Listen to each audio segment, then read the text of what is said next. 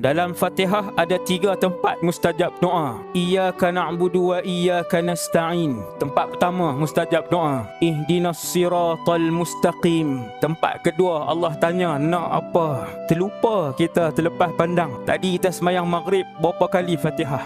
3 kali Fatihah. Ada 9 kali tempat yang Allah tanya nak apa. Bila kita sebut Fatihah, Alhamdulillahi Rabbil Alamin, Allah Ta'ala jawab, Majjadani abdi, hamidani abdi wa majjadani abdi. Hambaku memuji aku, membesarkan aku. Bila kita sebut Iyyaka na'budu wa iyyaka nasta'in, wahai Allah, aku sembah kamu saja, aku minta pertolongan kamu saja. Allah Ta'ala kata, apa yang kamu nak? Apa permintaan kamu? Tiap-tiap kali kita baca Fatihah, sebut 3 ayat ni. Waktu tu niatlah dalam hati, as'alukal jannah ya Rab. Niat dalam hati, laju-laju, jangan berhenti lama-lama pula. Aku pohon syurgamu wahai Allah. Ihdinas siratal mustaqim. Matikan kami dalam keadaan husnul khatimah.